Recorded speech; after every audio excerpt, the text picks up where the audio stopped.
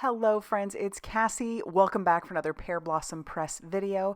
Today we're going to be using a halo light and I'm going to pair it up with some vellum, but these are what the halo lights look like if you've never seen them before. If you've ever watched me before, you know I'm obsessed with all things light up. We're also going to be bringing in some of the sentiment stock, and then we have these vellum packs. We've got some white vellum, and then this other pack is filled with different colors, so I'm really excited about that.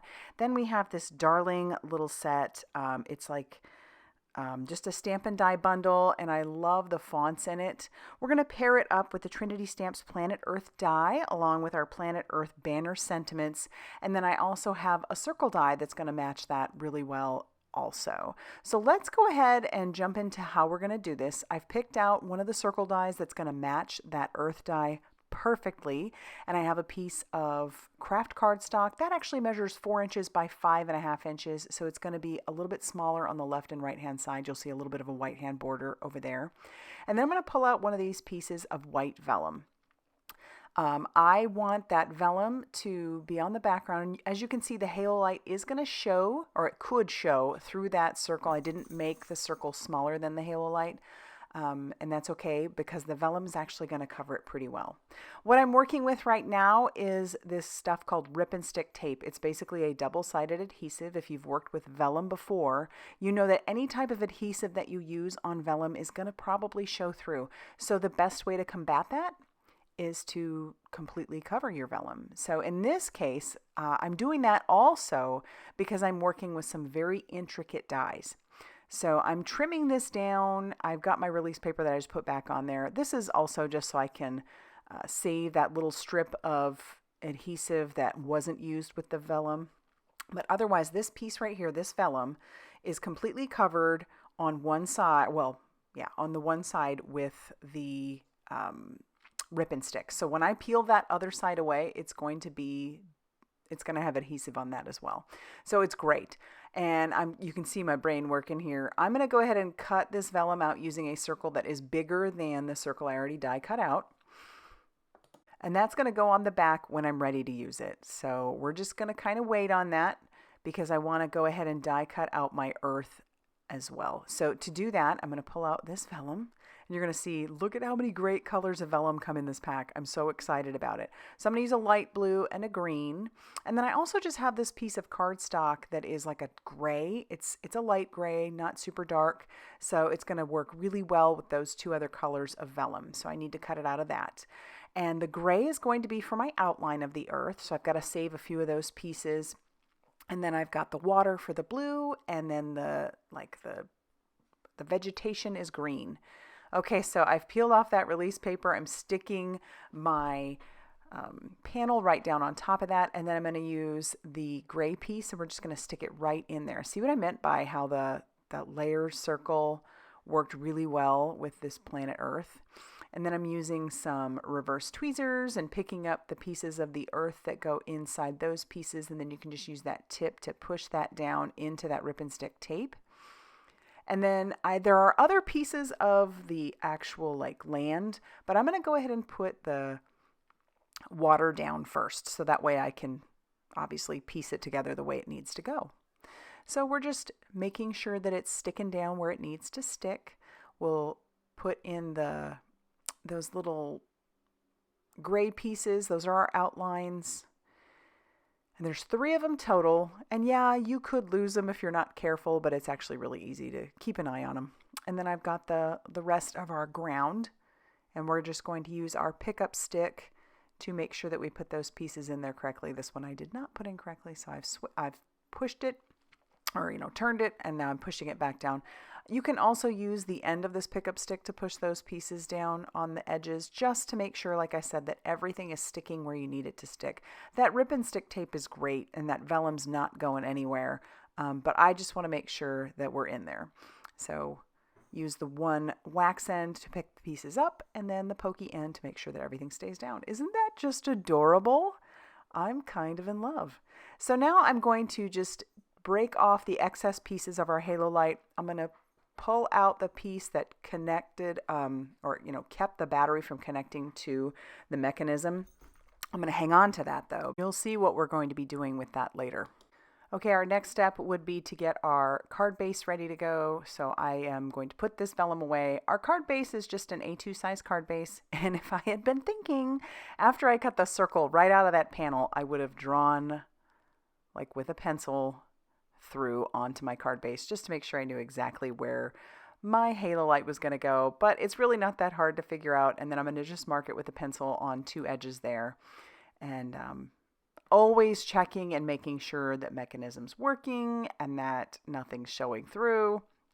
And also I'm checking to see where that button is because I want to stamp with the cute little Pearblossom press stamp set that has a matching die to go along with it for a few of those pieces in there. I just think it's so cute. And like I said, the font on the press here, I love it. I think it's so great. So I'm going to use this, I'm sure, for pretty much all of my light up cards from here on out because I just love it. All right, so I've got my VersaFine Clair Nocturne ink, and I'm just going to go ahead and ink up my press here. Make sure that I know exactly where the button is going to be, and then I'll stamp that where the recipient needs to press. So that makes it super easy. And then, like I said, I'm going to keep this stamp set out because I want to use it for some other things. So we need the push, or the pull. I need the pull as well. So I'm going to stamp that on that little piece of paper that I saved from the halo light. I'll end up trimming it down just a little bit, but now the recipient can knows to pull that out and then press here. And then on the back of our card base, I'm going to go ahead and stamp our little light bulb because I think I want that on all of my light up cards from here on out. It's just too cute. Like you have to have it.